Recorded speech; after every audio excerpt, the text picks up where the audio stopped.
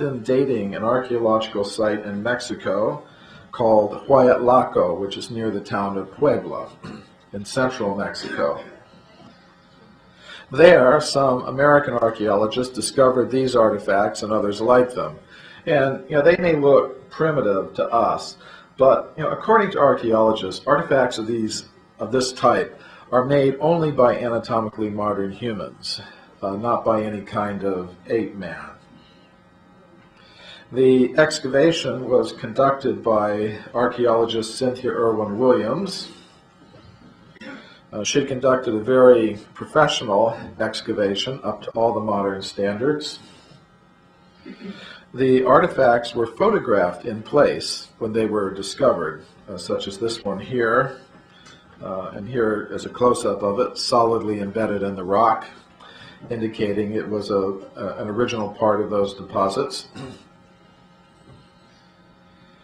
Now, of course, the archaeologists want to know how old these implements were. So they called in a team of geologists to date the site, and in that team was Virginia Steen McIntyre. So she and her colleagues used 4 different methods to date the site. In the same layer as the artifacts, animal bones with butchering marks were found.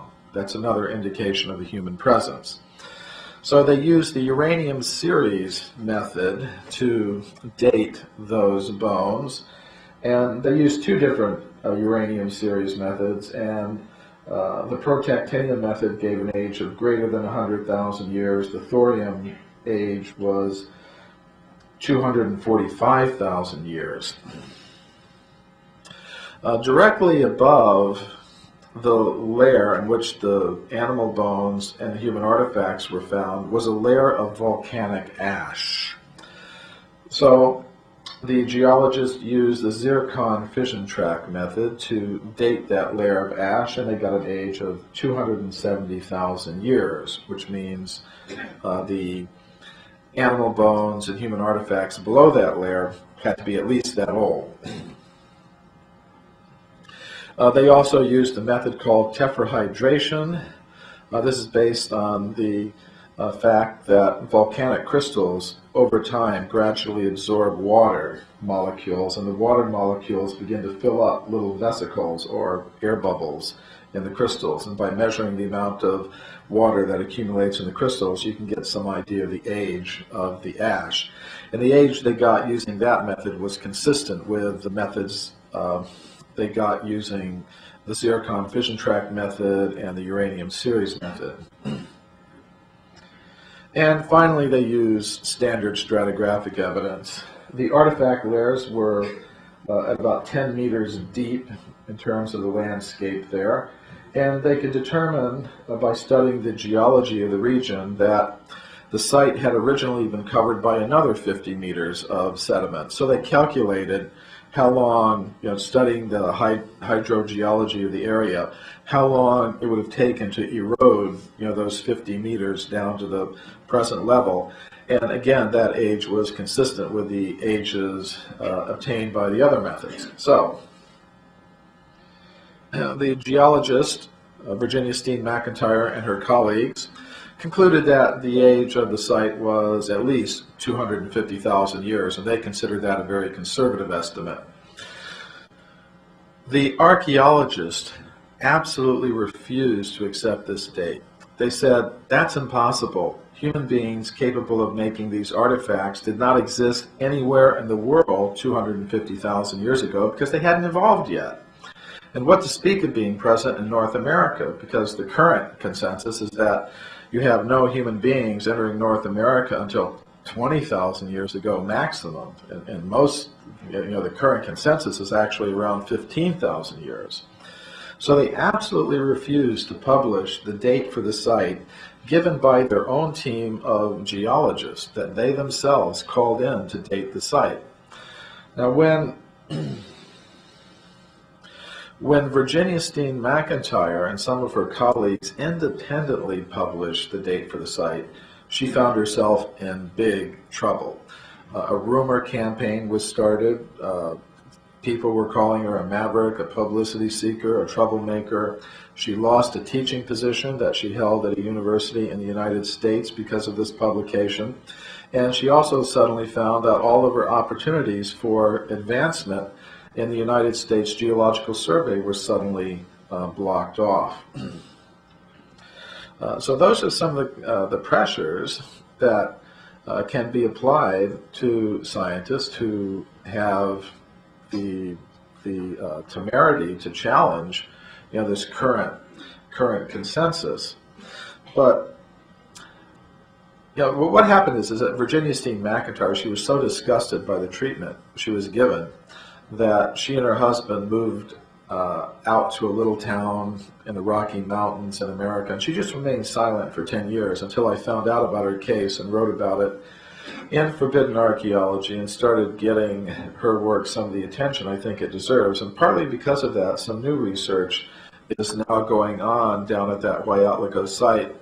And the results that are coming in are tending to confirm the original date that Virginia Steen McIntyre and her colleagues got.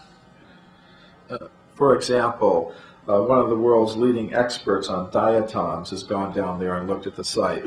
So diatoms are tiny little plants that, they're almost microscopic, but they leave little hard skeletons when they die. And there are hundreds of kinds of diatoms, each of them characteristic of a particular period in the Earth's geological history.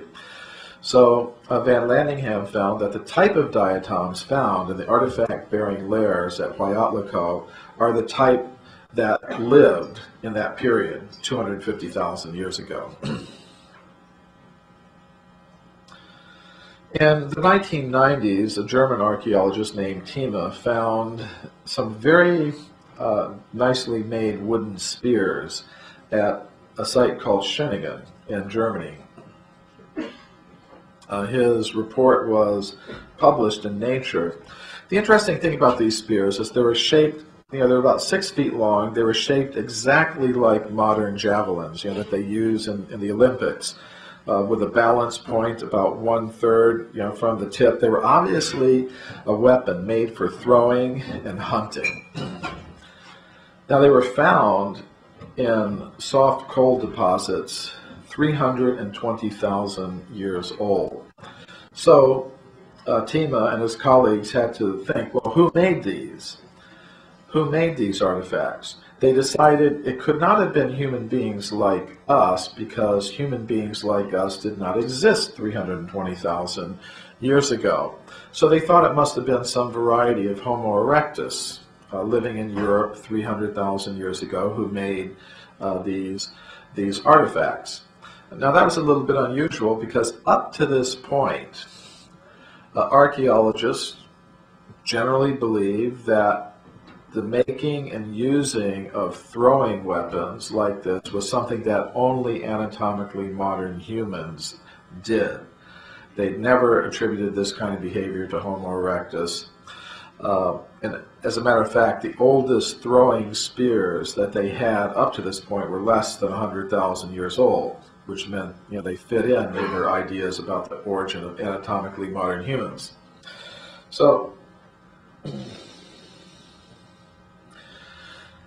they thought, well, human beings like us didn't exist. Homo erectus must have made them. But I believe there's another solution to this problem. And it lies in northern France, where Jacques Boucher de Perthes, one of the famous early archaeologists, made an interesting discovery. At a site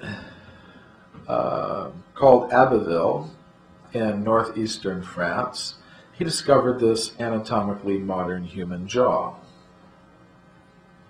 He discovered it in this layer of his excavation, along with many artifacts of the human type, stone tools and weapons. Now, according to modern geologists, this layer at the Moulin-Quignon site at Abbeville is 320,000 years old. Even at the time that this bone, this human jaw